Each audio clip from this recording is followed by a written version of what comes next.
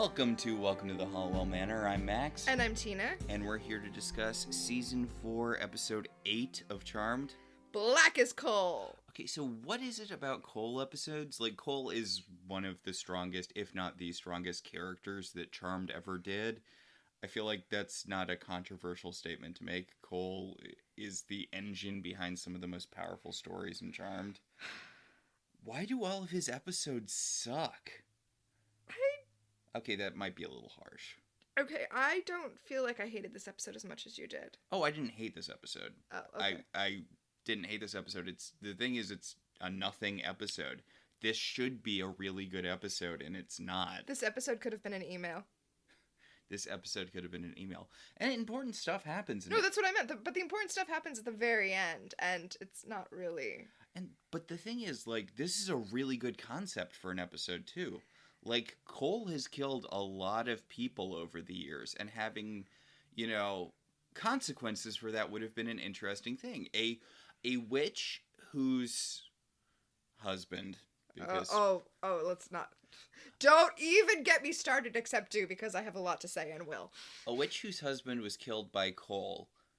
Or, I guess she's not a witch, but she Her learned husband magic. was a witch. Yeah, but she learned... Why didn't they just make her a witch? There's this weird thing where she's like, oh, I'm not a witch, my husband was a witch, but then I learned some magic after he died to find his killer. Why isn't magic a thing that's better defined in this show as far as where it comes from and how you do it? Also, how does that not make her a witch? Like, if she learned some magic in order to find the killer, wouldn't that just make her a witch? If witches are different species of being and their powers are passed down through the blood, then why are Wiccans who can learn magic a thing?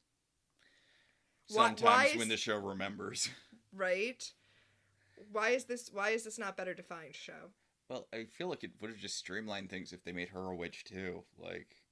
Like I said, don't even get me started. But, no, it's a good story idea. Someone who, whose loved one was killed by Balthazar comes after Cole. Just because the Charmed ones have decided to be cool with Cole doesn't mean, the many people he killed won't want revenge. It kind of reminds me of a weird way to go back to our Once Upon a Time podcast. Oh my? Oh, right. The way that everybody's just supposed to forgive Regina? Yeah, we love Lana Parrilla. We get why, there's a reason she's, the big character of that show. But she also murdered a ton of people for no reason, especially in the Hell season. How is the Hell season not filled with people who are honked off at Regina for snapping their necks for choreography? It's okay for us to love her. You know why? She's fictional, right? But in actuality, if you're telling a coherent story, people should be angry and not ooh, #boss babe. Yeah, and honestly, it makes sense for Emma to be cool with Regina because she wasn't around for any of that.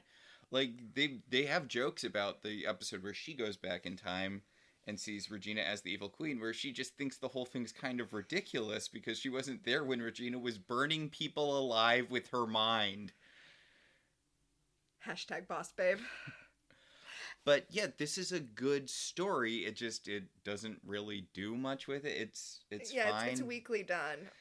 So I have been promising/threatening that I'm going to put together a watch list for you of the episodes of Stargate that feature Vala Maldoran in a way that is fun to watch, so that you can just absorb the beauty of Claudia Black, throw sideways to our Farscape podcast, Welcome to the Uncharted Territories, but so that you can just absorb the amazingness that's Claudia Black without having to watch the Stargate stuff that I just know you're going to find super boring. Go on. Her character is a character who was possessed by those evil aliens. Yes, she was a Goa'uld host, and now she is not. And there's an episode where they go to a planet that she had ruled over, and she goes on trial, and it's so much better than this episode of Charmed. I saw a gift set of a sci-fi, I want to say movie, but possibly series that Claudia Black was in, and I assumed it was from a few years ago, but it's recent. There's one just coming out. Yeah, she's doing publicity for it right now. Yeah, and I'm like, oh my god, she has not aged. Or she's aged so incredibly well. I thought it was from 20 years ago. I thought it was a recent post-Farscape thing, but I don't want to say she hasn't aged, because she doesn't look like she's in her 20s now. I think it's more of a Keanu Reeves thing, where she's obviously older. She just still is gorgeous. She's aged like a fine wine. She becomes more gorgeous with every passing year. Like Paul Rudd. Okay, yes, I agree that she is obviously older, but it's not exactly like Keanu Reeves, because Keanu Reeves does look his age. I've never understood it when people are like, oh, Keanu Reeves is not aging. No, he's just continuing to be an attractive man of the age that he currently is. Yeah, like... At every age. Like, you can see him visibly aging. He's just still attractive. It's okay to be attracted to older people. That's right. But she looks like she's in her, like, 40s, which I know she's not. Yeah. Like, she looks older than Hollywood actresses are normally allowed to look, but she looks, you know... I mean, I'm never going to not argue that Claudia Black is gorgeous. And I mean, you know, I have stated many times that she is the second most beautiful human being that I've ever seen in real life. Like, you get immune to it on television, because, like, everyone's beautiful on television, so you don't really think about it. And then you see them in real life, and you're like, you're stunning. You're, like, you're amazing. Charmed. We should talk about this episode. I can't believe you didn't ask me who the most beautiful person I've ever seen in real life was. Who's the most beautiful person you've seen in real life? Shoot, what's her real name? The woman who played Inara on Firefly. Oh, is it... Oh, no, I've only actually seen a few episodes of Firefly. It never super clicked for me. Okay, cut this because I'm embarrassed that I can't remember her name. But yeah, that's the most gorgeous woman I've ever seen in real life. Like, it's... like, takes your breath away. Vaguely speaking of Farscape, I promise we will go back to Charmed really soon, but I kind of want to rewatch Guardians of the Galaxy now that I've seen a bunch of Farscape. Right? Because it's one of those things where, like, I'm aware, and as we watch more and more of Farscape, I'm very, very aware of how deeply from Farscape the Guardians of the Galaxy movie drew. It drew way more from Farscape than it did from the Guardians of the Galaxy comics. Yeah. No, I feel like I told you this all the time when we started watching Farscape, and you were like, yeah, okay, whatever, sci-fi, seen one, seen them all, I'm not a sci-fi person, whatever. Now that you've seen it, I feel like I'm like, no, see? Drax is just Dargo, Star-Lord is literally John Crichton. Yeah, Star-Lord is so much more John Crichton than the Star-Lord from the comics. Like, what? His whole thing with Zoe Saldana is so John's thing with Aaron. Like, speaking of falling in love with the person who should be your enemy, let's talk about this episode of Charmed. Yeah, that was kind of we made it back. That's the important thing. So, I thought you were going to say something different about Cole when you said his episodes are all kind of eh. Yeah. I thought you were going to say a thing that I feel every time I'm watching the show, every time we're talking about this show. Charmed is the first show since Charlie's Angels that featured an all-female cast. Mm-hmm. It is... I think it beat Charlie's Angels to be the longest-running all-female show. Yep, until Desperate Housewives, Charmed was the longest-running show with all-female leads. So it makes me feel like a traitor to my sex to be like, man, I just want a Cole and Leo show. Like, fuck these witches. I just want to watch Cole do Cole. I mean, it was cool last episode where, you know, Cole and Leo went into the underworld and Leo was like Cole's bloodhound sniffing out Piper while Cole was taking out all the demons. Like, that was cool. That was a cool team up. I mean, the Cole-Leo team up is basically a watered-down version of the Azrael Crowley team up from Good Omens. So really, I should just go reread Good Omens. Or rewatch it, which is basically just like reading it, but then having it narrated to you. Because that is a fucking accurate adaptation. Not to get into a whole other thing before we even start 1 minute of this episode, but you've seen that thing on Twitter where, like, people are angry at Neil Gaiman because of how woke, I hope you could hear the finger quotes I put there, the new Lord of the Rings show is. And he's like... What does that have to do with Neil Gaiman? He's like, I don't work on that, right? Like, because he's been slapping back... he's been responding to all of those things, but people keep on being like, oh, you're making Lord of the Rings so woke. This isn't what Tolkien would have wanted. Neil Gaiman has nothing to do with that show. Like, I think maybe they got confused because of the Sandman adaptation, and... Or because he's out there being like, actually, I knew J.R.R. Tolkien. He didn't. I knew J.R.R. Tolkien. I'm friends with J.R.R. Tolkien. You are no J.R.R. Tolkien. Like, he's been out there like, no, actually, this is what he would have wanted, so you can all go fuck yourselves. If you're honked off about there being black elves or whatever in this new show... I just want to point, and if you're like, oh, that's not what Tolkien would have wanted, I want to point out he describes Sam in the books as having brown skin. So I hope you're really honked off at the fact that Sean Astin was Sam. And I mean, to be honest, I get frustrated when liberals, not leftists, but liberals.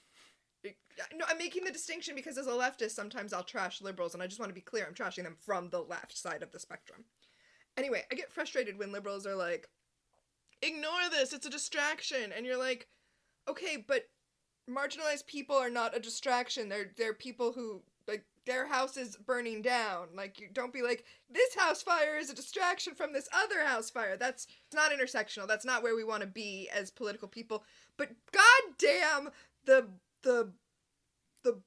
I hate black fantasy creatures thing the conservatives are doing just feels like a direct denial of service attack on us. That they're just like throwing nonsense at us to overwhelm our brains with this terrible takes.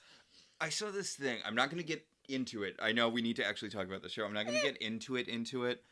But I saw this thing where someone was like, I'm really frustrated because I'm very sick of the live-action Disney adaptations. Like, they're never as good as the originals.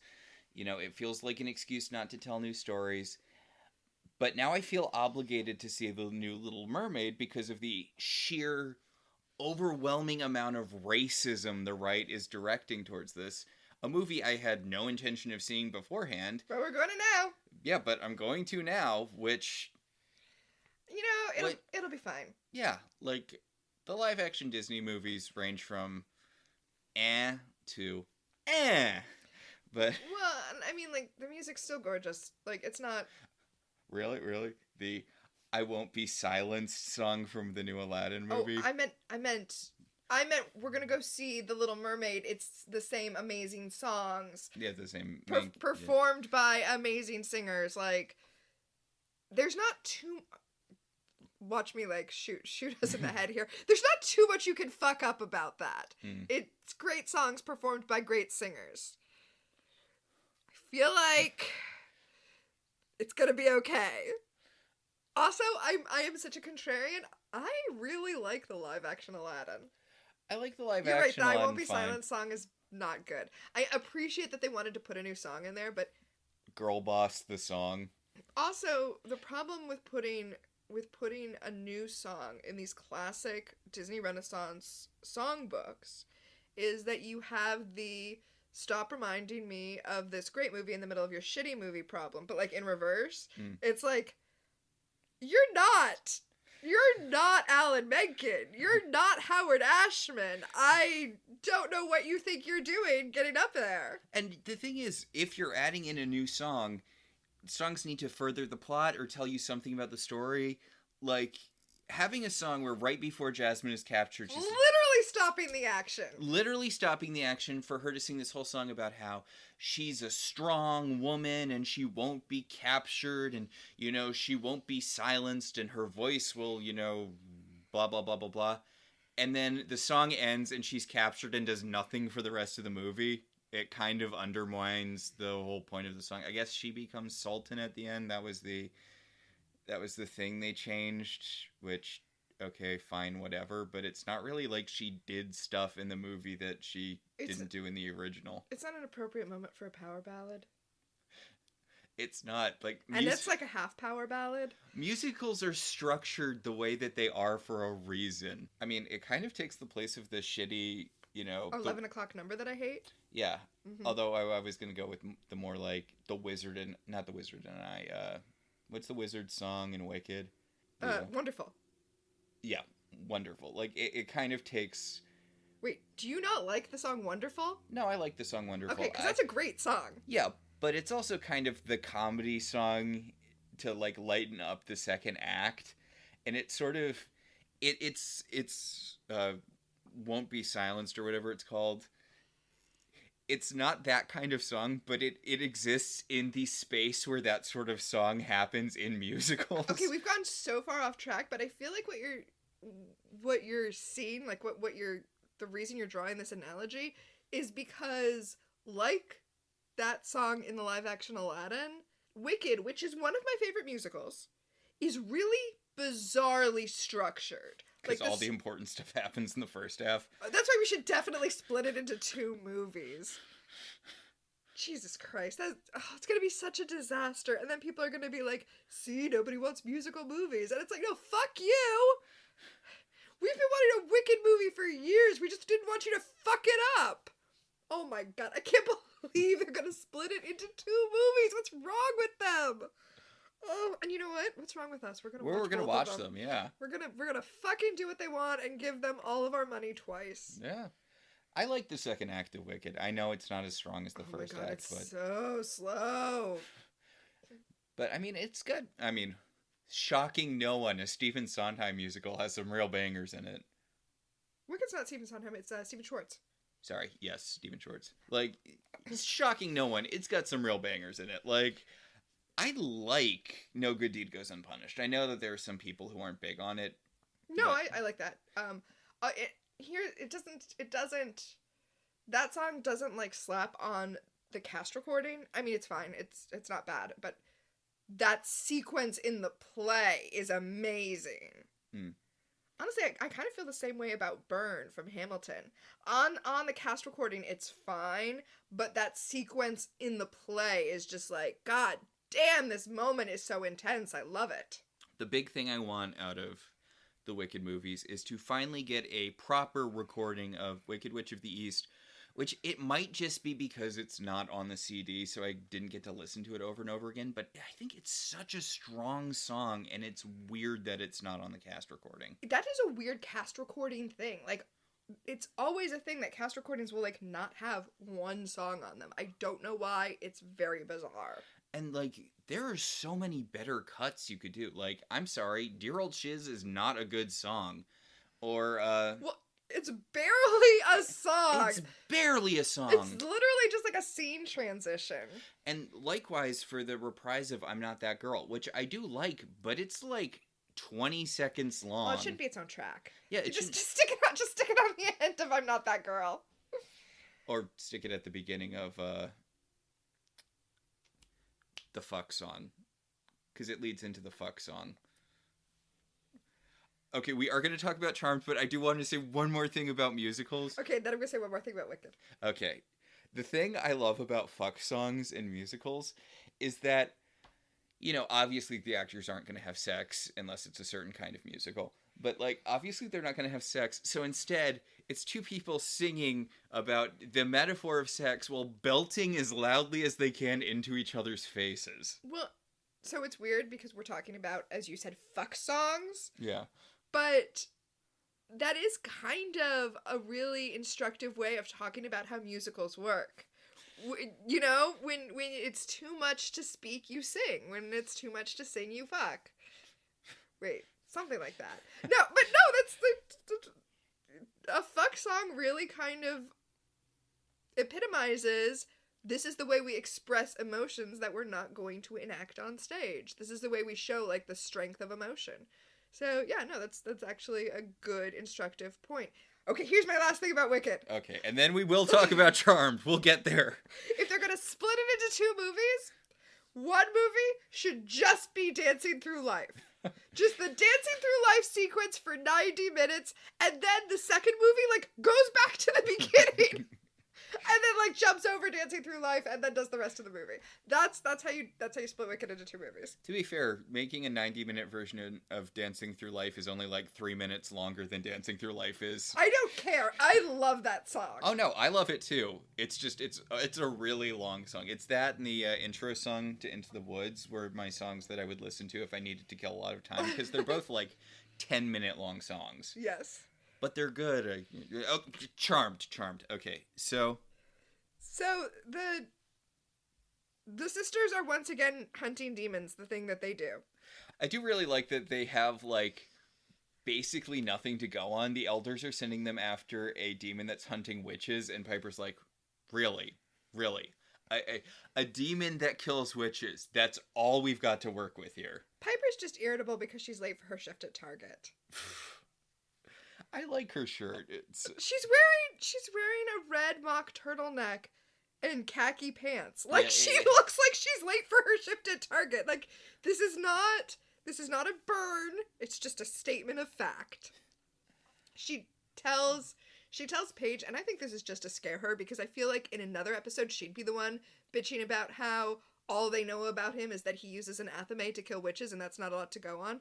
But she scares Paige by being like, well, that means we know he has hands. Yeah, come on, Charmed. Let's be honest. Except for the slime demon later on, the demon design in Charmed is very, very humanoid. Right? Like, there are occasionally demons that still have makeup, but we're heading straight into the demons are just people wearing black clothes era of Charmed. Oh my god, yes. The emo demon phase. So one of the reasons Piper's honked off that isn't just the incredibly vague mission the elders have gotten them is that Leo is on the wanting a baby train now.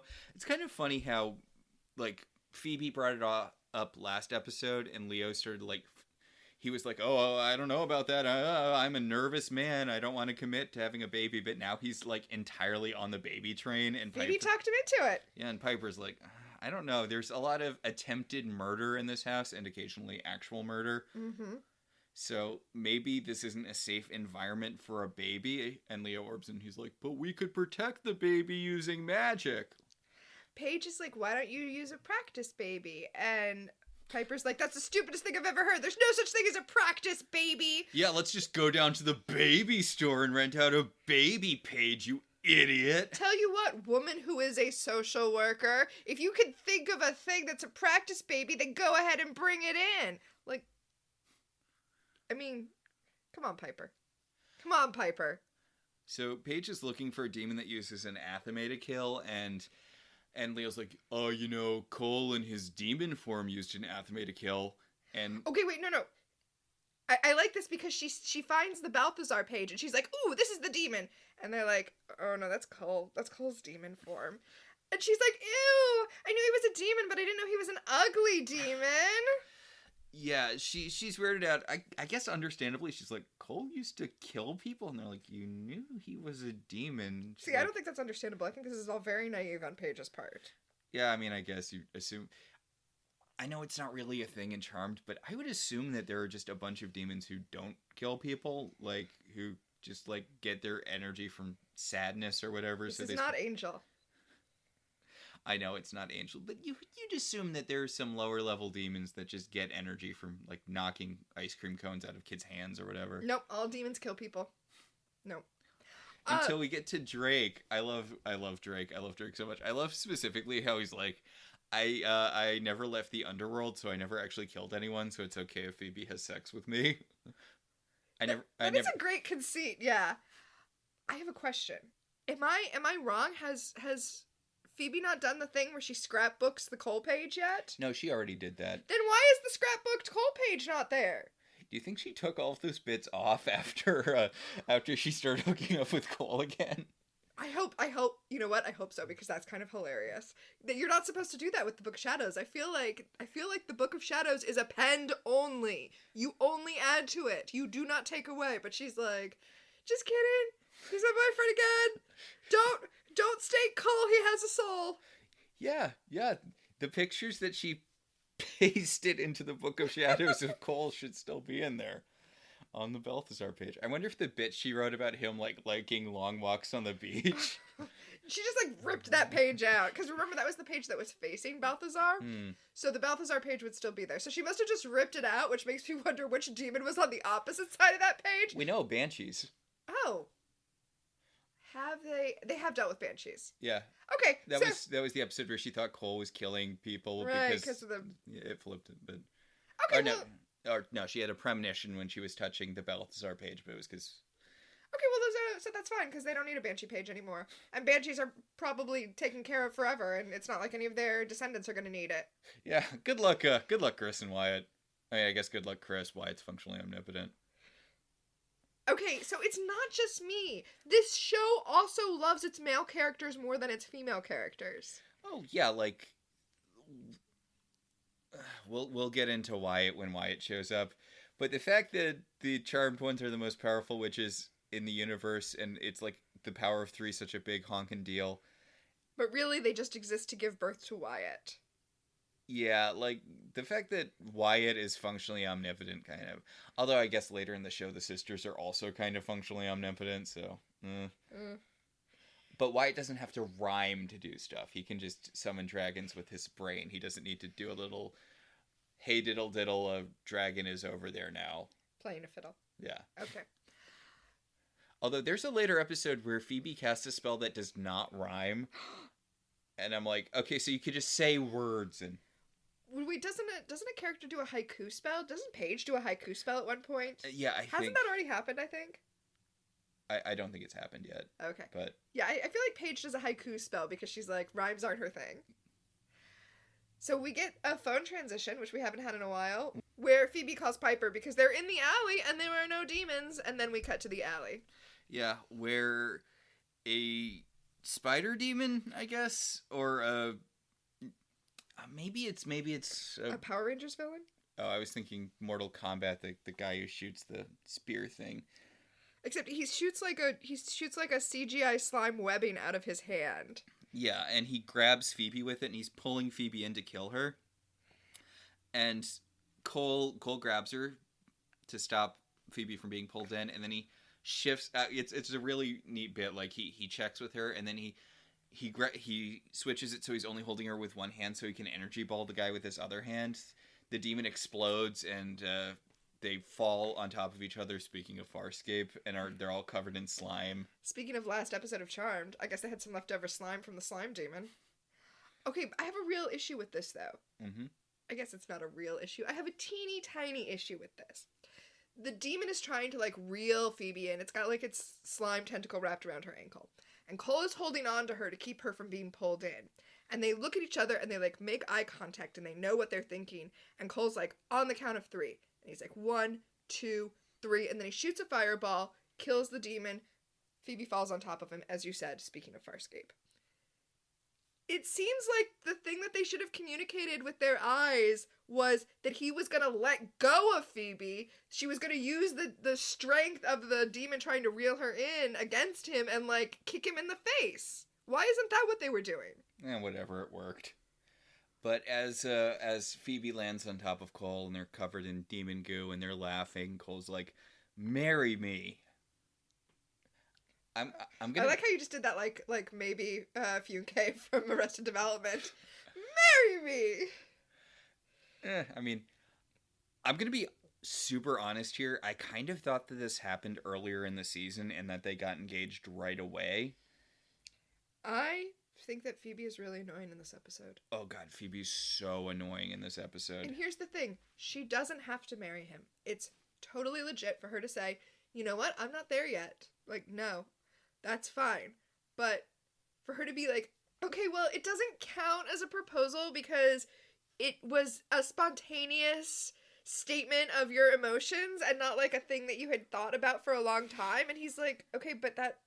Yes, but upon reflection, that spontaneous emotion is because I want to marry you. And she's like, no, I'm going to think about it for about 2 years and just keep you in stasis until then. Like, fuck off, Phoebe, just say no! Well, she's a free spirit, and she doesn't know if she's ready for this kind of commitment. I mean, what if she wants to go live in New York again? Also, this was legitimately a plot in Will and Grace where Grace is having sex with Harry Connick Jr.'s character, and he proposes in the middle of sex, and she's all angry because it's not a romantic time to propose marriage. The line stuck in my head. When a guy proposes to me, I'm supposed to be holding roses, not my own ankles. I mean, I guess Grace and I have very different ideas of what romance is. But I don't know why, but for some reason that line has stuck in my head, even though I haven't watched Will and Grace in a really long time. I feel like Phoebe here is just watching too much Sex in the City. Like, there's the whole thing in Sex in the City where the one guy proposes to Carrie, and she hates the ring so much that it makes her vomit. Which is, I guess, I mean, maybe I'm reaching here, but after long consideration, she decides that's a sign that maybe she's not ready to marry the guy. Mm.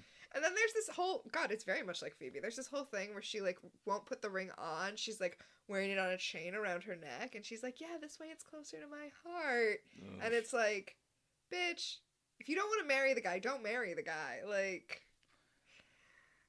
there's a lot of societal pressure on women. I don't want to be, like, whatever, but... Say yes or don't. I mean, although on the other hand, these are not actual women. These are words being put into these women's mouths by men who are writing them. So, you know. So Phoebe and Cole are back at the manor, and Phoebe's like, okay, so that obviously wasn't the demon we're trying to find, because it wasn't like an Athame demon or whatever, and, you know, the elders probably would have told us if it was some weird slime web thing. And Cole's like, do you want to talk about the fact that I proposed? Okay, no, it's like worse than that, though, because Piper's like, is everything okay? And Phoebe's like, no, not at all! Cole asked me to marry him, can you believe it? And it's just like, he is right there, Phoebe. Seriously. If I was Cole, I would be rethinking this, which this decision goes so poorly for Cole. His decision to marry... I know! Like, honestly, every bad thing that happens to Cole is a result of him falling in love with Phoebe. Yeah. Phoebe's wearing a little Christmas ribbon thing. Fine, I'll be political. What That's are you... a Friends reference. What are you supporting? Christmas. But yeah, Phoebe storms upstairs and Piper falls after her as Cole's just kind of hanging out covered in goo in the foyer. He does shimmer away, I guess. He's... I don't know. Okay. So now we cut back to the alley. We see a demon who is... Cole-esque in his makeup. He's reverse Cole. He's got Balthazar's, like, face pattern, but he's black where Cole is red and red where Cole is black. Mm. He's black as Cole. Boo. Anyway. Yeah, I legitimately thought this was the same actor, but it's not. They fight later. I guess the makeup does kind of carry it a lot. Yeah. Oh, we looked it up. It is a different actor, but yeah, you're right. That big demon guys makeup. covered in, yeah. Yeah. Okay, so, although, you know what? I'm starting to wonder if you might be just a touch face blind.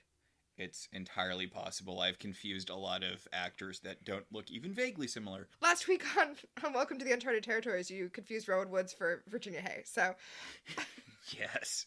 And then also They were also covered in makeup. I thought they were doing a thing with... Okay, but we were watching Reboot? Yeah. And... I did not recognize Paul Reiser. I did not recognize Eliza Koo. In all fairness, she was a brunette. Or Judy Greer. Who yes. was, like, full Judy Greer. Yeah. It's a possibility. And when I was little, I used to... when I was younger, I should say, I used to mix up Elliot Gould and... the guy who played Jack on Just Shoot Me, George Segal, even though they look basically nothing alike. I can kind of see that, though. I mean, I'm going off my memory of them, so... Yeah. And it's not like I was seeing them at the same time. Okay, so... Not Balthazar has stabbed a witch to death in the alley. And then he turns into his human form, goes to a payphone, and I swear to God, this is the weirdest thing. I just... Okay, this is how he delivers the line. He's like, "Come quickly, there's been a terrible murder. A beautiful woman has been murdered in the alley behind the Cannon Theater." What is happening? Like... You've met people before. I guess maybe not. Right? So you need to come faster. A beautiful woman was murdered.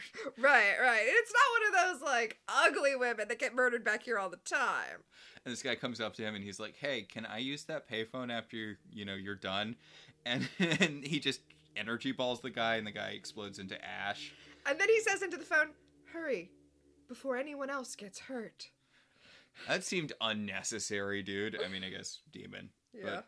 So, back at the manor, they're still trying to figure out what the demon is who's doing this, and they realize that the demon that attacked them... Phoebe's changed, by the way. Yes, she's no longer covered in green slime. Piper has not, though. Piper's still dressed in a red mock turtleneck with khaki pants. Yeah, Phoebe's looking through the book, and she's like, we vanquished a demon, but it's definitely not the demon we were after, and Piper's like, no, seriously, what happened with you and Cole there? The demon that they did vanquish, by the way, is like a demon that feeds off of the scraps of other demons, which is why the scrying brought them there.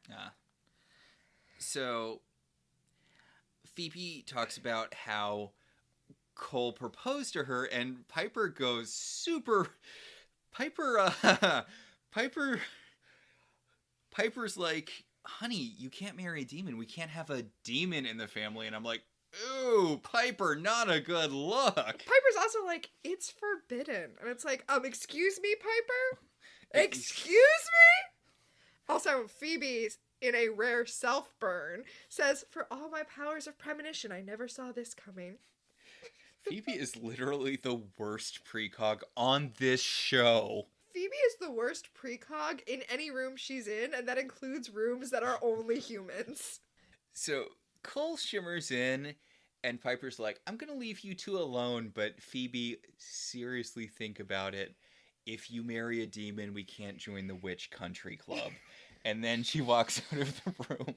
Like, I know demons are bad and they kill people, and Charmed never really tries to do a morally complex thing. Like, we have Kira later and we have Drake, but for the most part, you're kind of morally in the clear no matter what you do to demons because they're evil incarnate or whatever, but it's a weird, bad look. Charmed never purposefully makes things morally complex. Charmed sees things in very black and white terms, even as it's presenting us with things that as an audience member you're like, well, that's obviously not black and white. I'm ready to talk about the avatars. I know that will very quickly go away because the avatars are kind of the most morally complicated thing Charmed ever attempts to do. Which is why it's so nonsensical, which is why the avatar plot doesn't really work. Well, it's why they have to throw in, also the avatars kill people, so that there's not a moral dilemma. Because I legitimately like the avatar plot. I think having an outside magical force that has no investment in the current morality system that Charmed is playing at, that is like, look, we're here to remove all conflict from the world. Mm-hmm. Like, we're just stripping all conflict from the world so that the world will be a peaceful place. And the fact that that requires everyone to be kind of emotionally neutered, that's an interesting concept, that they stop the fight against evil by just removing all evil impulses. And as a corollary, there are no good impulses anymore. People are just at a constant emotional neutral, which is also a bad thing. But they can't do like, is it worth getting rid of conflict if we're also getting rid of both the highs and lows of life? Instead, they're just like, also the avatars kill people, so that's why we have to stop them. Yeah. I mean, you're much better off reading one of the Discworld books that features the auditors. Although the auditors are really more of a cleaner situation if you're talking about Charmed.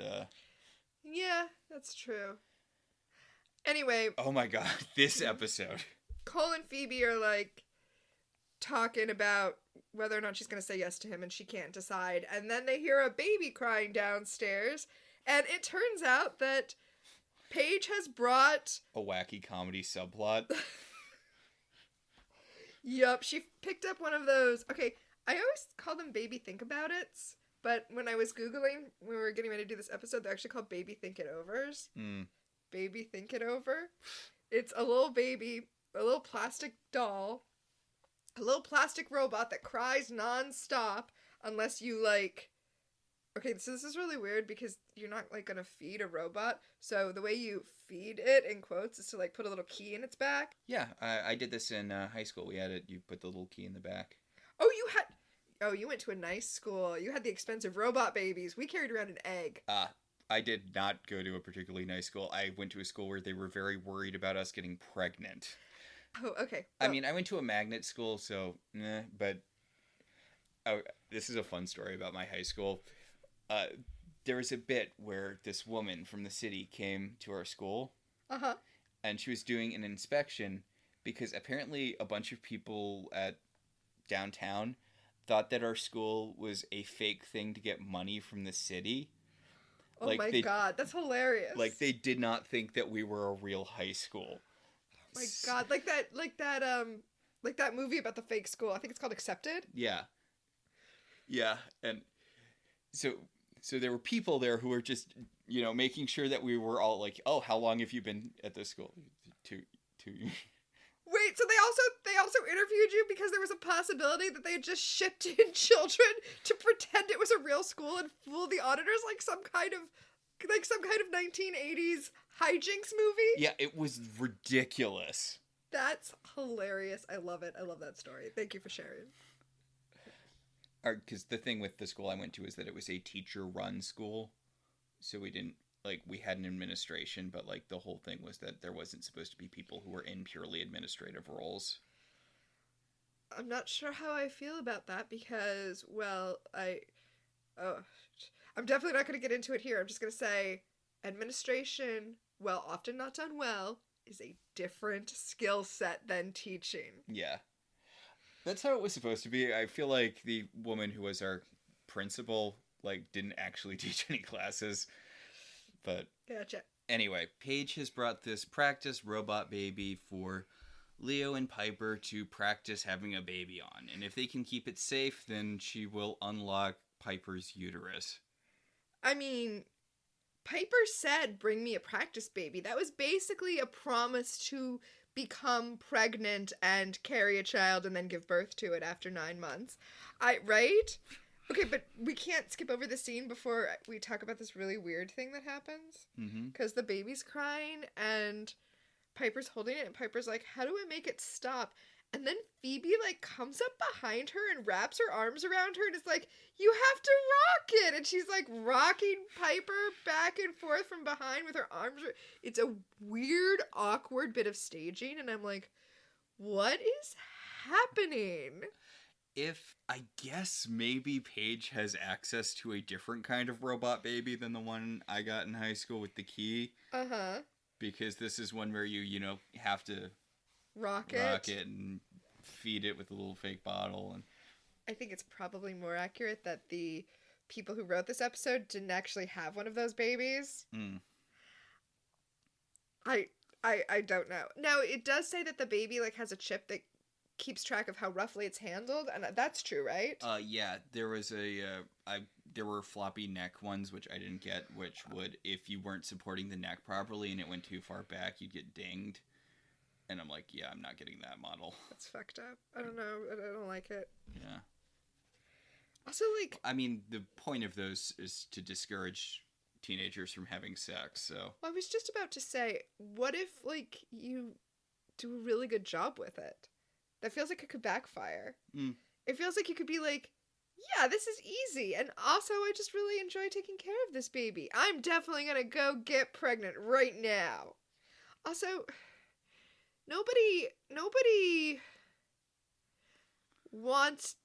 I don't want to say nobody, because absolutes, whatever, but only the Sith deal in absolutes. But, nobody wants to get pregnant in high school. So saying, getting pregnant is hard is not a good method of keeping people from becoming pregnant. People already don't want to get pregnant. It's just that sex is more fun than the idea of getting pregnant is scary. Hey, didn't you see that Lifetime movie? The Pregnancy Pact? Yeah, which was totally based on a real thing.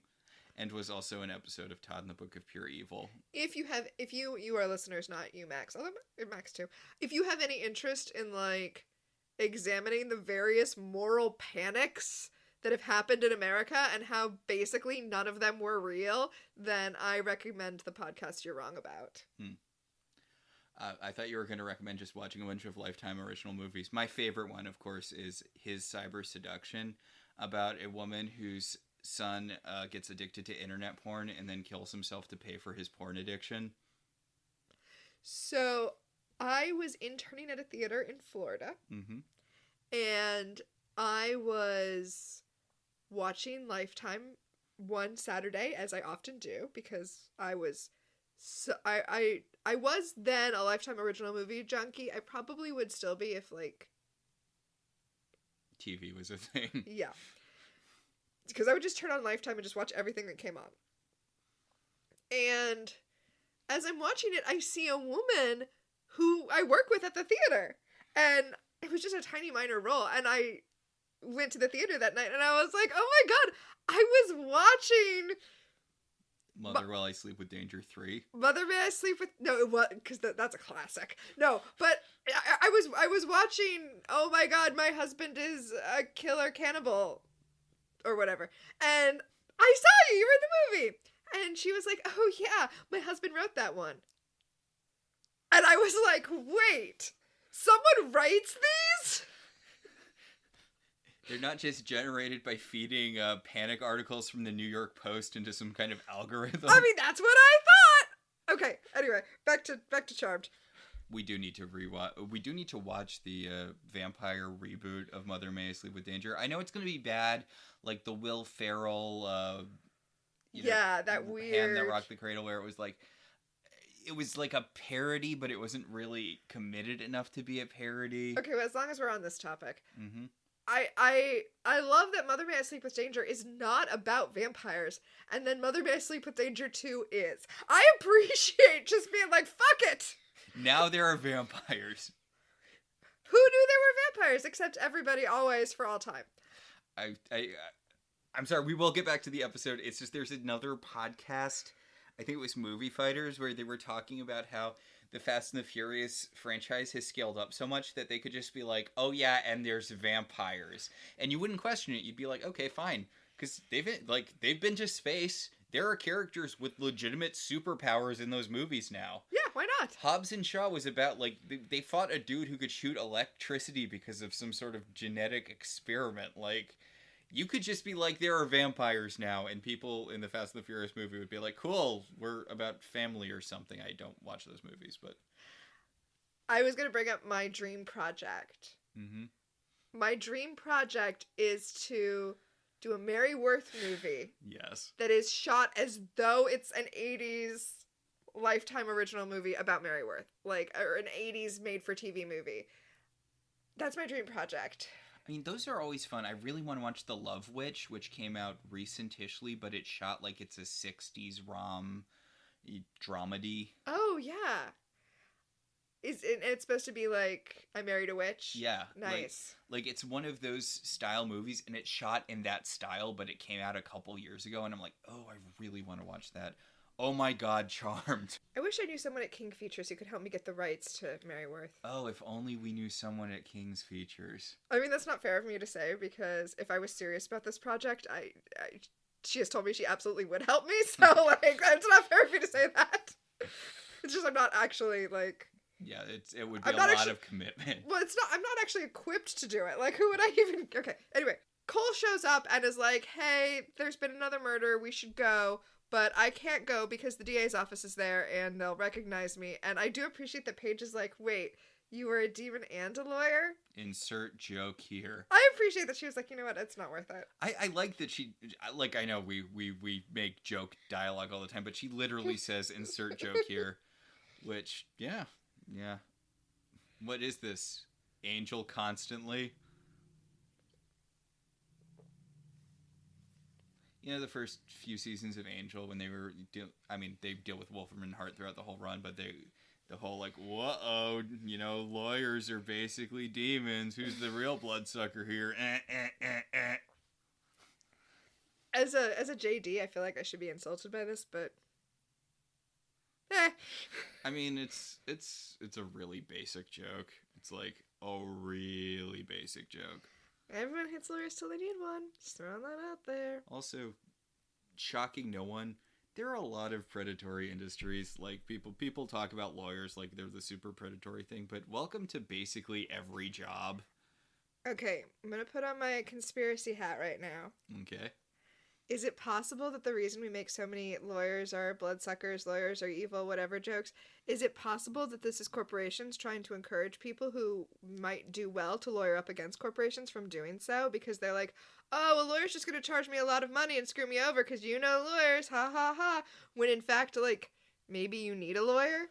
Well, it's like how McDonald's, like, paid all of those people to make jokes about that woman who got third-degree burns and needed all of the skin in her inner thighs replaced so that she didn't die. Her labia fused together. Her labia fused together, and people were like, "Oh, you spill a cup of coffee on your lap, and you sue McDonald's for $1 million." People were making so many jokes, and of course, McDonald's was paying for a lot of There that. is no, I generally think that people now know about the hot coffee thing. If you don't, look into it. But I think people generally now know that was orchestrated. Yeah. But just thinking about it, has anyone ever lost a lawsuit and come out such a winner as McDonald's did in that suit? Yeah.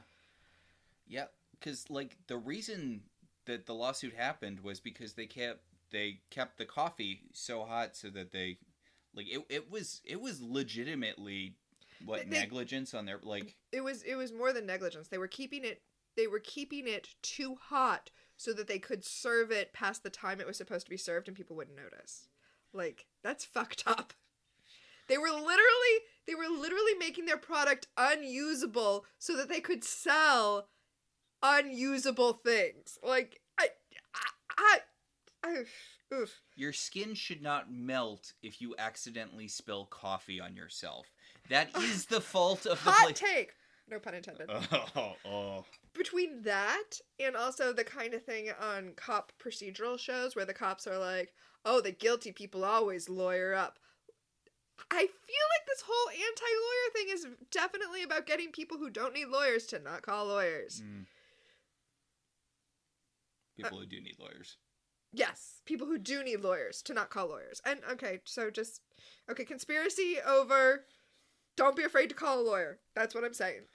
Lawyers, I don't want to say are your friends. They're a very necessary tool. Lawyers aren't your friends any more than doctors are your friends, but you're not going to break an arm and be like, oh, those doctors just taking advantage of me because I broke my arm. I know. You're looking at me like this. Yes, I know people do think that. There was one of the Reddit advice things I listened to. This person was telling the story about working as a receptionist in, like, a doctor's office or whatever, and there was this woman. This woman refused to have them perform surgery on her son to remove something because she's like, oh no, they just want money out of you. And the dude ended up in a wheelchair, like, because, like, I forget, it was like a tumor or it was like something with his spine, and like he ended up back. He got the surgery a few months later, but by that time it had, like, degenerated too much. Yeah. Okay, moral: call a doctor if you're sick. Call a lawyer if you're being screwed over by someone. Moral of this story. And if the cops want to talk to you, call a lawyer. Do not talk to the cops. If you take anything away from this podcast, do not talk to the cops without a lawyer. They are not your friends. So, back in Charmed. Phoebe's talking to the cops, but it's okay because it's Daryl. Yeah, the sisters have gone to the crime scene, and Daryl's like, yeah, a woman was stabbed with a, weird knife, so we assumed, and, if there's a body, and Phoebe notices the scorch marks in the ground, and she's like, I bet there's more than one body. So Daryl pulls out the necklace the woman was wearing, and it is obviously a witch necklace. It's like the 3 moons, the 3 crescent moons. And Paige is like, ooh, I recognize this from the Book of Mystical Symbols. And it's like, really, Paige? Good job. You want a sticker? But whatever.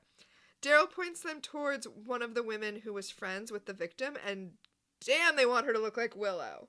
Yeah, this is a real Willow aesthetic, although this might speak more to me, but it kind of, her look really, really reminds me of a look that Felicia Day has as one of the potentials in the last season. Oh, yeah, it totally is. But yeah, she's wearing like a long knit sweater and like a felted bucket hat. It's so Willow season like 2 and 3. Yeah. So Phoebe comes up to her and she's like, I like your necklace. And Yes, it's the code! If you're wearing a pentacle or a triquetra or a pride symbol and someone comes up and they're like, I like your necklace. It's like, honestly, it's one of my favorite things is when I'm wearing like my bisexual flag necklace and someone's like, I like your necklace. And I am like, thank you. So Phoebe's like, you were part of the same coven, right? And the woman's like, who are you? And Phoebe's like, I'm one of the charmed ones. Like she's stage whispering, which just talk at that point.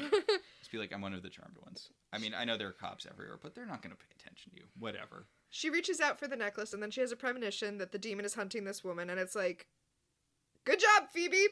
You know that the demon is trying to kill everyone in this coven. You touched her coven necklace and now you know that the demon's trying to kill her. Let's give Phoebe a sticker. So they ask her what the demon looked like, and she's like, well, it looked like Balthazar, but not Balthazar. Like, maybe they were part of the same family of demons, or, you know, maybe he was in that order of demons that Cole was in, although clearly not, because, you know, those guys all went out like chumps. Why was Cole even a member of that club? Like, he killed his... like, really outgrew them. I feel like they were, like, childhood friends or something. Like, his boss. He killed his boss by stabbing him with a regular-ass knife. So, the ADA, who is the guy that we saw kill the girl already, so he's the demon. He's aggressively biting Cole Stelio. And that is the concept behind this character. We haven't talked about He's him a Cole fanboy! Yeah, he is a Cole fanboy who is disappointed that Cole went soft, so now he's become the new Cole in order to take out Cole. He's Kylo Ren! Yes, he's Kylo Ren. He's a more bitter towards Vader Kylo Ren. So he comes up and he's like, hey, why are you talking to the witness? And then Daryl's like, oh, hey, ladies, move along. And I feel like you can't do that at this point in your career. The Halliwells have been involved in too much stuff. You can't be like, move along, women I don't know.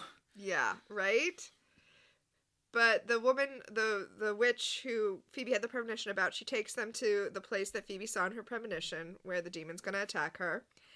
And they make a plan that... It's lucky that she's wearing such a distinctive outfit, right? Right? And a distinctive outfit that covers so much of her face and body. Because this is the plan. Phoebe is going to put on the sweater and the hat, and she's going to be bait. Well, the other two sisters vanquish the demon, which, remember, needs the special potion to be vanquished. That's how they did it with Cole.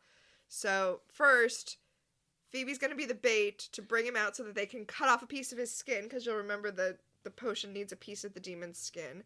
Then they'll go make the vanquishing potion, then they'll come back and vanquish him.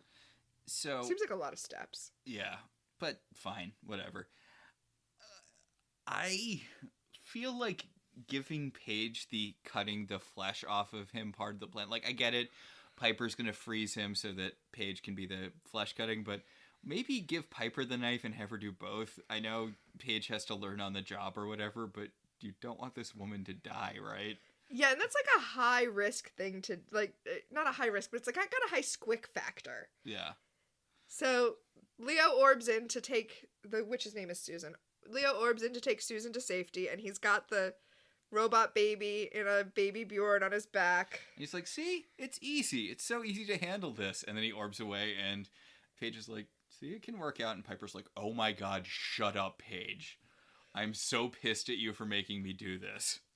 Okay, let me ask you a question. Mm-hmm. Why does this work with Phoebe? Like, what is how is the demon sensing the witches? I guess maybe he's just sensing magical energy. But then how does he not know it's the charmed one? Yeah. Yeah, if he's just... Because he's not... Remember, he's not just killing witches. He's killing witches from this coven. So how does he know... Or why is he fooled by her wearing this jacket? And perhaps it's the necklace that fooled him. But if that's the case, why don't all the witches in the coven just take off their necklaces? Maybe it's like those protective amulets from the... Oh my god. Yeah, we have to protect these protective amulets by not wearing them, even though they make the person who wears them invulnerable. Anyway, the not Balthazar shows up. Piper freezes him. Paige gets all freaked out about cutting off a piece of his flesh. And then a woman shows up and, like, throws a knife at him and is like, hey, I was gonna kill him. You totally made me miss my shot. And it's like, woman, we all saw you fuck this up. You threw a knife at him. Like, a knife. That was your plan. I'm gonna throw a knife at him. But now there's another woman in the mix. And I feel like this is a little too many characters-itis. You're right. I mean, it's not terrible, it's not the worst thing, but I feel like this woman and the bucket hat witch could have been rolled into one character. They absolutely could have. Yes, they absolutely could have. All right, so this woman's deal. Oh, wait, no, they couldn't have. They could not have been rolled into one because of the mix-up. Okay. Well, I mean, that could have been, like, she joined the coven as a thing to find the guy who killed her fiancé, and now he's killing the coven. Okay, I guess you could have. I mean, and that's the deal. This woman, her husband was a witch. I'm sorry, fiancé. Oh, her fiancé. Yeah, but compulsory heterosexuality is coming for you. She's like, he was a very rare male witch. Don't worry, I'm not a lesbian. Yeah, which unnecessary detail. I mean, it's just weird let because her lover have been a woman. Jesus Christ. It's weird that we're arguing because then it would have just fallen into the kill your lesbians trope. As is, unless you count the pyrokinetic kid who's not gay until the comics. Like, they bring him back for the comics and he's gay in that. It's just annoying that it feels like they went to great lengths to make her straight. Yes, and she's always talking about how male and masculine and dudely her fiance was before. But if you don't count the pyrokinetic kid, the first canonically gay character in Charmed is a witch who gets killed in the Pirates of the Caribbean episode. God. And although I do like, there's a thing in that about, you know, they visit the woman's girlfriend and they ask her why she didn't report her girlfriend is missing, and she's like, because we're a gay couple and the cops wouldn't look for her. Speaking of You're Wrong About, that's the thing with the Kitty Genovese case. Listen to the Kitty Genovese episode of You're Wrong About. All right, so this woman was engaged to a man witch, Gerald, the man witch who lives by the river. A man witch! But he was killed by a demon, the same demon that has been hunting this coven. Yep. So she's been following the coven. She's not a witch, but she's learned some witch skills. Why not just make her a witch? But I don't know. We talked about that earlier, but she's like, they ask her if she's a witch too, and she's like, I'm not, but, you know, since I started hunting the demon, I've learned a few tricks, and, you know, I want revenge. I'm going to, you know, I know that when this demon kills a witch, he goes after the whole coven, so I've been following the coven. And oh, okay. She says that because Paige is like, pretty big coincidence that you were there just when he appeared. It's like, no, it's not a coincidence, Paige. She's tracking the demon. Yeah, it's a real coincidence that she found the guy she's hunting for. Just because she's better at tracking demons than you, the charmed ones, doesn't mean that that this is some sort of conspiracy. She just is skilled. And speaking of being skilled, the charmed ones are like, if you really want revenge, you should just back off and let us kill this guy. It's really great because she's like, you need to let me kill him. It's my fight. This is my vengeance. And Cole tells her, Cole walks into the room and he's like, if you insist on trying to take this demon down by yourself, you are going to die. This is not a fight you are going to win. If you keep this going, you are going to die. And Phoebe's like, Cole! But yeah. Like, just let us handle it. We're the most powerful witches ever. Like, don't worry. We will kill the demon that killed your fiancé. The demon who killed your fiancé will be killed by us. Don't worry about it. So they're going to make the vanquishing potion. This woman is going to scry for the demon. Piper's going to go deal with the robot baby. Poor Piper. She really does not want to be in this comedy subplot. Then we cut to the DA in the DA's office. And he does the Cole trick where he's talking to his shadow, and he mentions that this is the same. He's like, I know you used to work for Balthazar, but now you work for me. And I'm like, oh, that's kind of neat, because they did establish that the shadow is its own separate entity. So Yeah. I kind of like this part. I like that this demon is like just wants to be Cole so bad. he's literally doing this. He got the job at the DA because, Balthazar is right. It's the perfect cover. Which, This is like single white demon. So Leo has the witch at a safe house. it's Paige's old apartment because she still has the rent for another month. And the demon DA calls her, and he's like, "Hi, are you the woman who survived the murder attempt? I mean, the witness who was witnessing the murder attempt? I need you to come alone to my office with no protection whatsoever, and bring your torso and your most stabbable bits to my office, and don't bring anyone with you. Okay? I need you to come alone to my office where you'll be alone with me, the DA, who you can trust." And Leo's like, "I'm gonna come with you." Speaking of people who you can trust, back at the manor, the woman, the vengeance woman, is scrying for the demon, and she's like, Okay, so just anyone can scry now. Why didn't you just make her a witch? well, she's scrying for the demon, and she's like, he's right here in this house. Yeah, she's specifically scrying for the demon who killed her fiance. This is everybody's so painfully oblivious to what's happening here. I mean, we haven't said it out loud what's happening, although we've more than hinted at it. But our listeners know, even the ones who didn't watch this episode, they know what's up.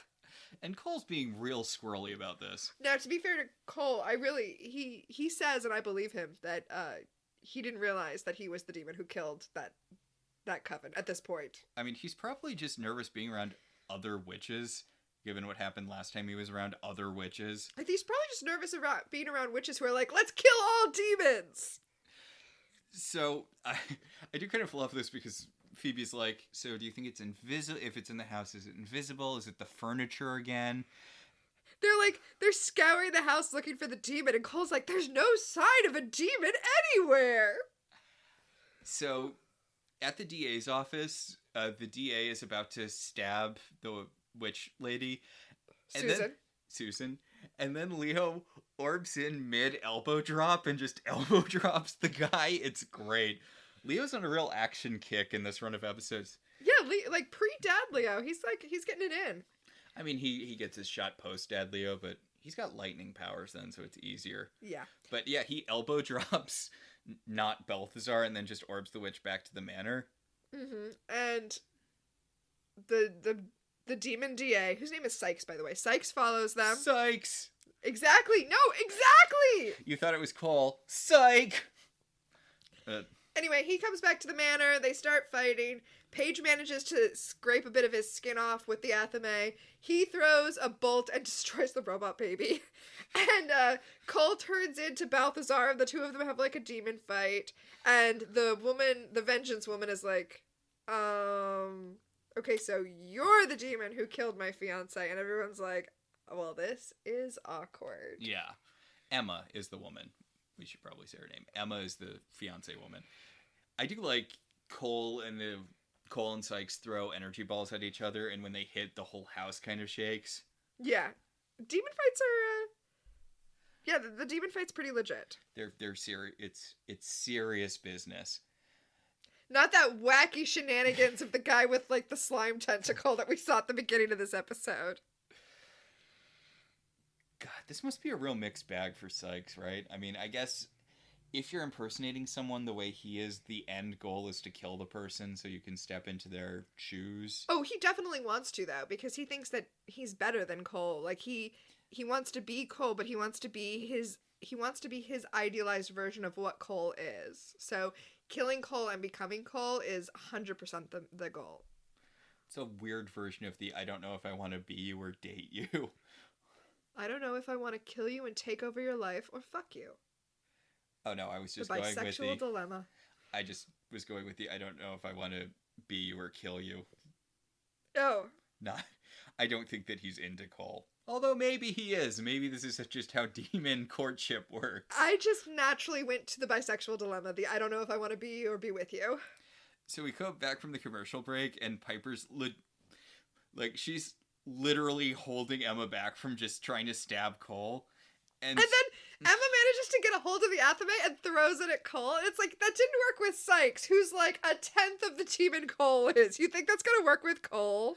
She throws the knife at Cole's face, and Cole just catches it, and he's like, so... And Emma just storms out of the house. Okay, so this isn't an extra, so the VIP extra is not in play here. But in the background of that scene when she throws the knife, Paige is sitting on the bench that's against the stairs, like, with her chin on her hand, just like, ugh, I knew it. I knew that my sister fucking a demon was gonna come back around and bite us in the ass. There's this great bit in the recent Marauders run, the X-Men book, yes, where Storm is meeting Callisto with the rest of the Marauders, and Callisto like whips a knife at her, and Storm catches it, and she's like, "Hi," and Callisto's like, "Hi," and Pyro's like, Jesus Christ, you say hi by whipping knives at each other? It's no wonder the Brotherhood can never kill the X-Men. That is great. I mean, Storm did stab her in the heart, so it's fair. It's fair that she's like, hey, knife! Yeah, exactly. This is kind of a spoiler for the podcast I swear we are eventually going to do, the special about Brave, Rose McGowan's book. Yes. It's coming at some point. But her first job was as an extra, and she basically became a featured extra because her face acting and her look was so great that the director loved it. So he like stuck her in the background of every single scene. And I feel like you can see that in this scene. You can be like, yeah, that's why Rose McGowan became a featured extra and then eventually got cast in other roles and, you know, etc. We'll get into that when we talk about it. But I do like how she's like, so did you kill that woman's fiance? And Cole's like, probably. I killed a lot of witches. Yep, for me it was a Tuesday. And he's like, but also this knife that she threw at me, it is my knife, so all signs point to yes, it was me.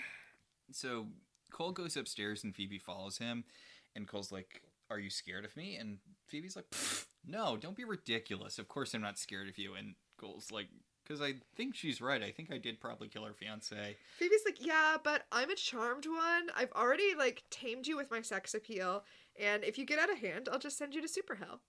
Yeah, Cole goes off on, he has a speech about how, like, he doesn't even remember Emma's fiance. He killed so many witches, and he didn't think of them as people. It was just the job. It was just what he did. And Phoebe's like, yeah, but that was your demon half, who's a completely different person than Cole, the human person you are now. Also, that was weeks ago. Yeah, that was literally weeks ago. And Cole's like, Balthazar still exists inside of me because we're the same person. And in fact, Cole became Balthazar during the demon fight to fight this demon, and he's worried that he's not going to be able to, like, push the demon back in if he becomes a demon again. And he tells Phoebe, he says, do you have any of the potion left? Heavily implied to be the vanquishing potion, but he does not say that.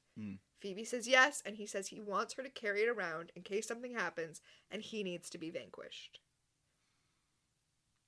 Yeah, because Cole's like, look, if the vanquishing potion that you and your sisters are making to kill Sykes does not work, which there's a precedent for this sort of thing, the original potion they made to kill Balthazar did not end up working on him. I mean, look, he's standing right here. Yeah. He's like, if that doesn't work, I'm going to have to go full Balthazar to kill him, and there might not be I might not come back from that. This is weird because this is kind of a better version of the Cole two-parter from last season. That should have been one-parter. Yeah. Like, this is a better version of that, and even then it's not really that good. It's not bad. It's not a bad episode. We're talking about a lot of different stuff. Well, look, here's the thing with this episode. I think a lot of the whole Cole part of the plot works really well. There's just so much extra crap in here. Yeah. I was just thinking the vanquishing potion might not work on the demon, and I mean, what are they going to do if the vanquishing potion doesn't work? Because Piper's already married, so Paige is going to have to fall in love with that demon and seduce him and send him to super hell, and Paige is already anti-demon, so that's not going to work out. Paige never really does much in the way of demon dating in this show. I mean, her boyfriend was possessed by the Source in that one episode, but even Piper's racked up a few more demons on her body count. Yes.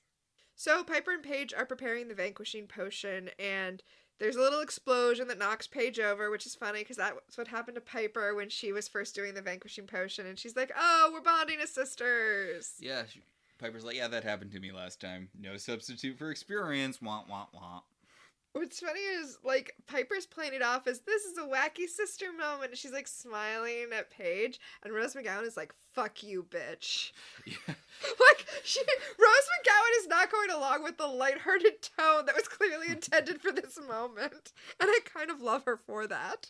Yeah. Well, and it works because Cole comes into the kitchen, and Paige's like, so, you kill Phoebe? And Cole's like, no. And Paige is like, seriously, are we just all cool with the fact that Cole murders people? Like, and Piper's like, he used to murder people last week. Now he doesn't. It's fine. It's kind of strange that they pivoted away from Prue being the one who had issues with Cole to Piper being the one who had issues with Cole in like the last couple episodes of season 3, and then they just dropped it so that Paige can be the one who has issues with Cole. I think it's because they want us, the audience, to not have issues with it, and so it has to be the most naive person who doesn't have issues with it now in order for us to be okay with it. I think they should have just kept Shannon Doherty being they should have kept Prue being the one who was suspicious of Cole up until she died, so that Paige could have just picked that up directly from her instead of having this weird little moment where Piper was the one who wasn't okay with the relationship. I mean, that would have been okay, but it would have involved them having a plan, which I don't think is true. I mean, the writers, not the sisters, who also have a terrible plan. So Leo walks into the room with the blown up doll, and Piper's like, "Oh, sorry, honey. Looks like we can't have a baby."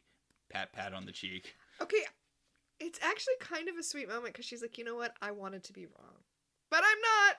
I'm right. You're wrong. Okay, off to the mausoleum, which is where we assume Sykes will be. Because he's just copying all of Cole's stuff, so, you know. By the way, they're going to the mausoleum to look for Sykes. They have the vanquishing potion now. They sent Phoebe after Emma. That's like the worst person to send after Emma. WTF, sisters? Whatever. Phoebe's all like, he can change. You don't understand. I changed him. And Emma's like, not buying it. Whatever. She's like, oh, I'm sorry. Oh, he changed. I guess that makes my fiance not dead anymore, huh? Like, she's also like, has anyone that you've loved been killed by demons? And Phoebe's like, of course. And Emma's like, and did you vanquish them? And Phoebe's like, of course. Oh, I see where you're going with this. Yeah. I love how Phoebe's like, well, technically, and Emma's like, not technically, actually. Actually, vengeance is awesome. Okay, so I'm going to talk about Angel, which I know is something we hardly ever do. But Phoebe's argument here is that Cole is doing so much good right now that he should be excused from what he did before. And there's one bit in Angel that just really, really stuck with me. And actually, it might not have been Angel, it might have been Buffy, but in an Angel flashback, where Doyle tells him that the problem is... Well, if it was Doyle and not Whistler, then... I don't remember if it was Doyle or Whistler. Whichever guy tells him that the problem is he's going out there and he's saving lives. And he's going to keep saving lives. And eventually he's going to think that, you know, the red has been wiped from his ledger. He's going to think, okay, I'm in the black now. I can kill one person. And it's okay. And that's what this is really reminding me of. The way Phoebe's like, well, now he's doing good, so we can balance that against the bad he did. And it's like, that's not the way it works. if Cole is to be redeemed, he needs to do the redemptive work. He needs to do the the work of making up for what he did. And I'm not saying he should be killed, but he can't just be like, I was bad last week, oopsies, now I'm good. Like, that's not the way redemption arcs should function. Okay, there is actually an episode of Angel, like a full episode of Angel, where they start, like, organizing all of the good that Angel's doing. Like, they buy all these blackboards, they start marking off, like, hotspots for evil, and by the end of the episode, they realize that the quest for redemption can't work like that. Like, no matter how much good you do, it never undoes the bad things you've done. Those exist as completely separate things. And yeah, I feel like well, yeah, I mean, because you can't just say, I killed this person in this alley, but I saved this person from being killed the next day, so I'm morally neutral. Yeah, no, you have to in some way account for the person you killed. Like, that's just the way it works. That's why everyone is right to be mad at Regina in Once Upon a Time, no matter how much we love her, and the amount we love her is immeasurable. But she's not real, so it's okay. It's okay for us to love her. But Phoebe's just like, so Emma, like... Get over it! She literally says you need to get over it. She says you need to let it go. Yes, I'm sorry, yes. She says you need to let it go. She's like, Cole and Balthazar are different people. Cole is the human, Balthazar is the demon. And just because Cole can become Balthazar sometimes does not... Bullshit! I'm sorry, let me clear my throat. Bullshit! Yes, it is a huge amount of bullshit. But she tells Emma, you need to get over it. They're two different people. Look, get over it. If Cole and Balthazar were two different people, then he wouldn't have fallen in love with Phoebe. Just throwing that out there. Alright, Cole goes to the mausoleum with everyone else to find this demon. And Sykes is not there, and Cole's like, oh, you know what I actually would have done? I would have known that you were going to go to the mausoleum, because I know that you know that I know that you know. And then I would have made it a trap, and oops, it's a trap. Yeah, because Balthazar was always setting traps. That was a thing Balthazar was known for. Yeah, sure. Because, you know. I mean, I do appreciate the nonsensicalness of what I would have done is gone to the mausoleum, but also I would have known that what I would have done is gone to the mausoleum. Therefore, I would know that you would know that I was going to go to the mausoleum, and I would know that you were coming to the mausoleum, and I would have prepared for it. I kind of appreciate that little, like, mind twister there. And then he's like, wait a second, I was assuming that he was after you, the Charmed Ones, but he's after me, and the best way to get to me is through Phoebe, who's one of the Charmed Ones. So his plan kind of relied on us splitting up in a way that left Phoebe by herself. His plan required them to split up and send the worst possible person chasing after Emma. Which, okay, wait, now I'm doing a little mind twister. His plan required the Charmed Ones to make the worst possible decision in the moment. So, okay, all right. Fair. I talked myself around. It's okay. And then we see in the manor that, yes, he grabs Phoebe, and he's got Phoebe. Yeah. Yeah.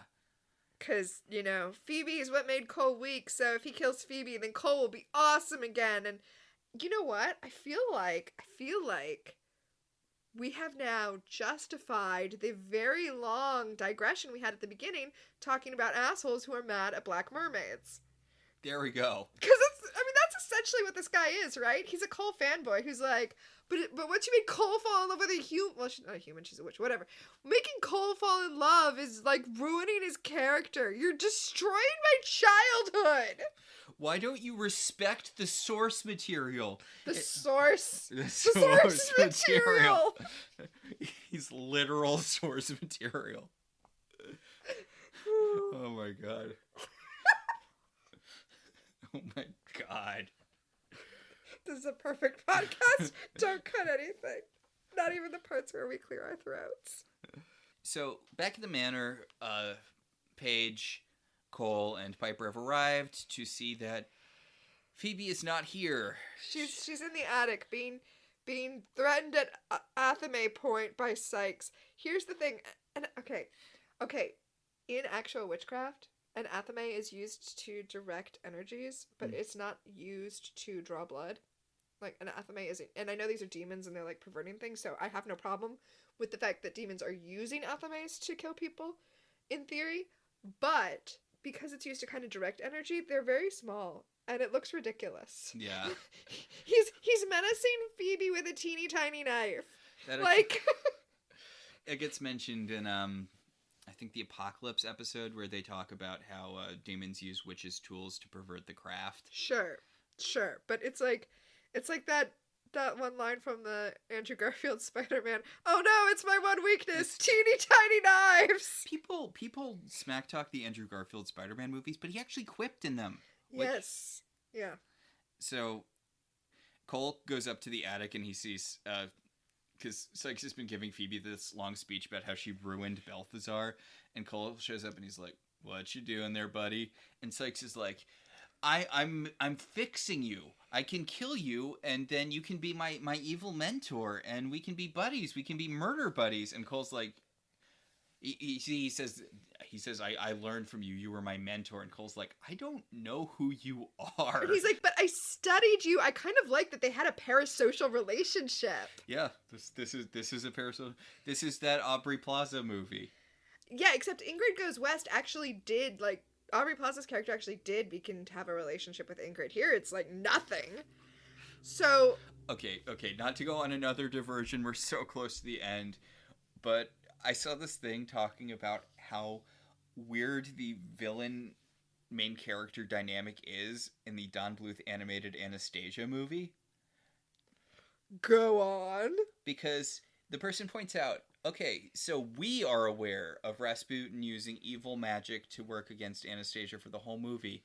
She has no idea that this evil sorcerer guy exists until the last 5 minutes of the movie, where he shows up and starts throwing magic at her. She didn't even know magic existed for the vast majority of the movie.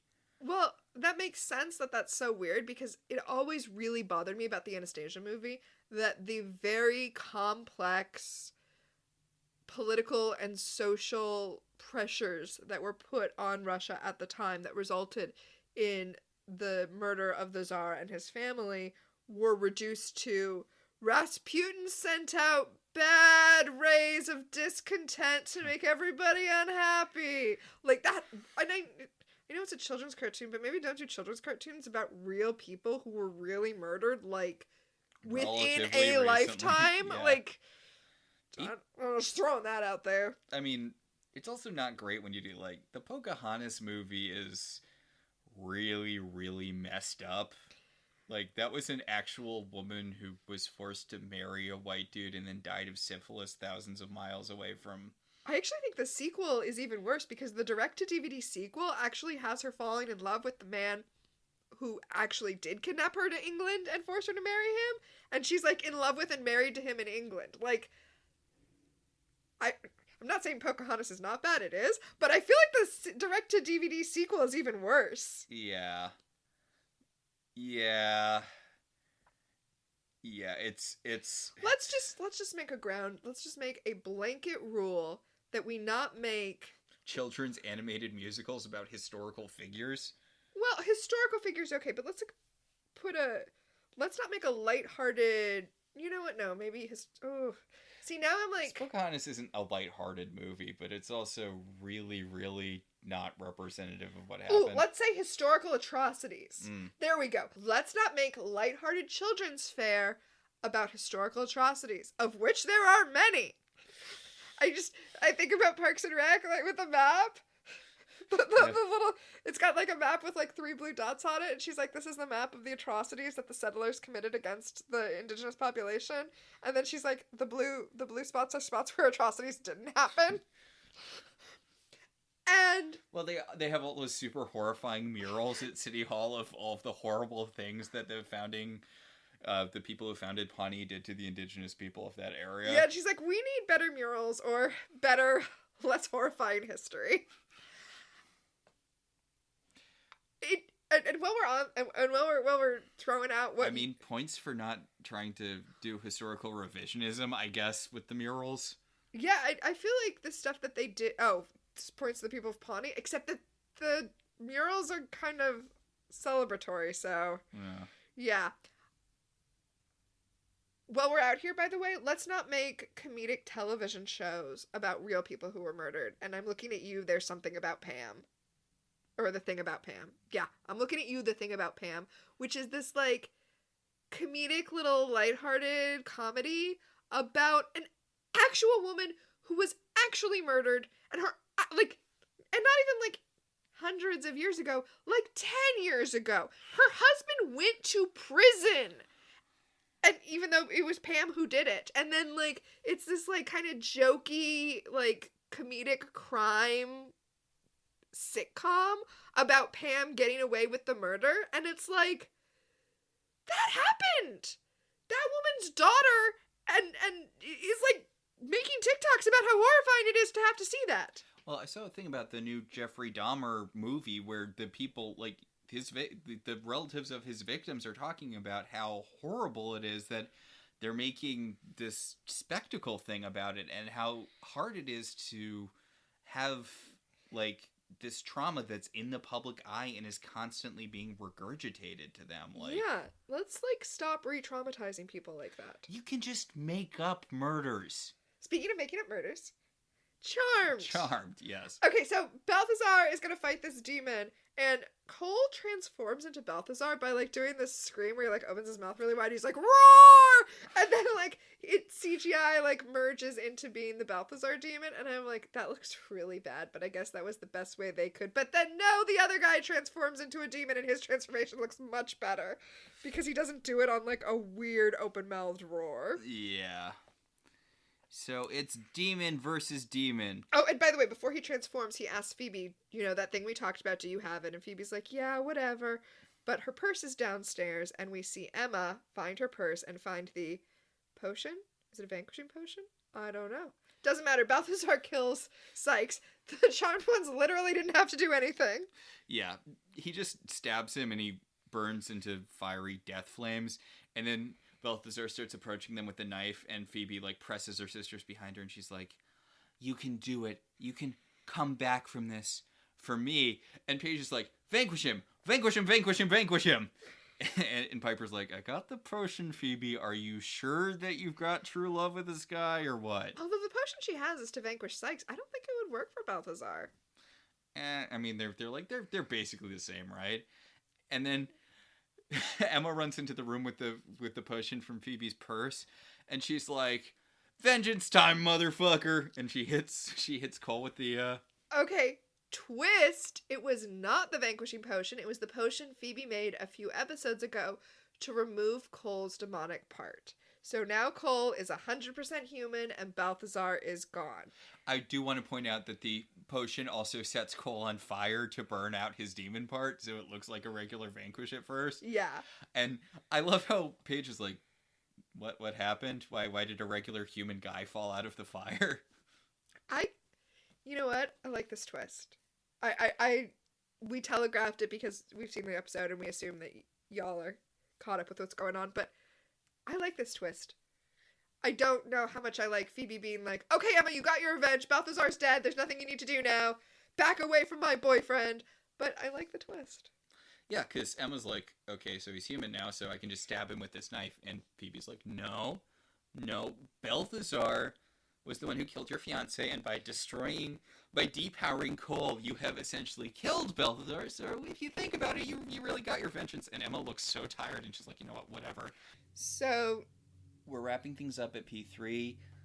Leo's all sad because boo-hoo, I guess we can't have a baby. He brings up the fact that Piper's the one who, he's like, you were the one who brought up the baby thing. I know I got all into it, but it feels like you should be more sad about the fact that I guess we can't have kids. Okay, but that's not the real bullshit in this episode. In this moment, the real bullshit is that Paige is making them pay for the baby that got blown up. Yeah. They didn't want that. Paige, you were the one who brought the baby. You were the one who was all like, oh, I'm going to prove to you that the baby won't get blown up. That it got blown up and you're making them pay for the robot baby? Yeah, they in no way asked for you to bring the robot baby into their lives. Well, I mean, not in no way. They did sarcastically say it. Piper did say, when you go to the baby store, go ahead and pick me up a practice baby. So, but that was clearly sarcasm. Yeah. But Piper, she comforts Leo by saying, hey, Leo, it's okay. We can totally have a baby. As soon as we eradicate all evil, then we can totally have a baby. That's like that thing in Wonder Woman. The, I'll marry you, Steve, when all prejudice has been banished from the hearts of man or whatever. When the world of men is free of evil? Yeah, when the world of men knows peace, then I will marry you. And it's like, okay. Oh. Just saying no the long way around. So then we get a second wrap-up scene at the manor. Yeah, Phoebe's all sad waiting for Cole. Cole has gone out for a very, very long walk. And we get a waiting montage of Phoebe just sitting in different places in her room. Okay, not just a long walk. He went for a long walk, and then he was gonna shimmer back, but he can't shimmer because he doesn't have demon powers anymore. Okay, I know that this is an episode that I've been pretty down on, and yeah, and I've said this a lot this episode, I do really like Julian McMahon's sad Cole acting, because this is theoretically a good thing. Theoretically, it is a good thing that Cole no longer has demonic powers. Now he doesn't have to worry about being tempted to evil. Except that, ironically, not having the demon... It's sort of like inoculation. Uh-huh. Like, if you have some demon in you, then it stops more demon from moving in and taking over entirely. Oh, is that why Phoebe never goes totally evil? Yeah. We'll get there. Oh, and we're actually going to get there right now, because... Cole's like, so now that I'm human, will you marry me? And she's like, let's just fuck. Yeah, she's like, we can talk about that later. Credits. I legitimately remembered them being engaged this episode, but then again, I legitimately remembered them getting engaged really early in the season because they've really speed run the whole marriage, evil baby, become queen of hell thing in the second half of this season. How are we on episode 8 and Cole's not the source yet? So weird. Well, they have to kill the original source first. I guess. Anyway, that's the end of this episode. Yeah, that'll about do it. I'm in two minds of this because it's not a bad episode. It just feels like it should be a better episode, and it's kind of hard to put my finger on why, because it's not like it's not focusing on Cole enough. I feel like there's a lot of really good stuff that we could pull out of this episode and make like a really good half an hour episode. It's just Also, I feel like maybe we should spend some more time with what's happening with Cole internally. And here I go again, taking a show that's got 3 female leads and being like, why don't we know what Cole is thinking? It's like, what am I, Sykes? But still. Yeah. But that's where we're going to leave it for this week. Yes. Much like the Charmed ones, we have our own power of 3. The first power in our pack is... Premonition, who in this episode is, was, or will become famous. The guy who played Sykes looked really familiar, but I could not place him. Okay, I suspect... Wait, let me back up. He's like a player in a bunch of things. He's like the one guy in a bunch of different procedurals. And he's also like a writer and a producer. That's his big thing. He's not really primarily an actor. Mm-hmm. But I think... he looks like Mark Sheppard. He does look like Mark Sheppard. I think that might be what you're saying. Yeah. So it's much more like a Phoebe premonition, where you thought you saw into the future, but it was something totally different. You were misled. But yeah, him and the woman who played Sarah are both like... Hey, it's that guy's. Not even hey, it's that guy's. Like, reliable one-episode players in Bones and Monk. You know? Those guys. There's not really any other good premonitions in this episode. So the second power in our pack is Time Freeze. What specifically dated this episode? I didn't really have... Did you have something? Sykes making the call from the payphone. Oh, duh. Payphone. Yeah. Payphone. Yeah. And, I mean, obviously he made the call from the payphone so that he wouldn't be caught. Like, it wouldn't be his number, but... It would just be a burner phone these days. There's no way that there's a payphone in that alley now. Why anyone ever goes into alleys? Especially on this show. Yeah. And the last power in our pack is telekinesis. What genuinely moved you this episode, if anything? Okay, I feel like it should have been one of the Cole moments because those are the things that were good in this episode. And the comedy subplot was not good, but I mean, once again, showing the way good acting can triumph over bad writing. Holly Marie Combs's I Wanted to Be Wrong. That's what moved me this episode. Yeah. Shocking no one, Holly Marie Combs once again makes a silk purse out of a sow's ear. Yeah, no. Which is weird because Julian McMahon is a good actor and they gave him some, although definitely not enough considering how Cole-centric the episode is, moments. I mean, I liked his stuff. It just didn't move me the way that did. Yeah. I mean, and Julian McMahon is fine. He's just no Holly Marie Combs. So I think that's it. Yeah, I think that's it for this episode. Our show is partially listener supported. If you want to be one of our supporters, you should head over to our website, www.welcometotelevision.net, and click on our Patreon link. We'd like to thank our current $5 and above patrons, Beryl, Patricia, Rosa, Ryan, Maricruz, Benjamin, Kate, Jen, and Dan. If you'd like to support the show in other ways, you could always rate and review us on Apple Podcasts. It helps other people find the show. If you want to talk about this episode, or any episode of any television show, we can be contacted at ilovetelevisionzines@gmail.com, or you can tweet at us at ilovetvzines. So until next time, I'm Max. And I'm Tina. And this has been Welcome to the Halliwell Manor.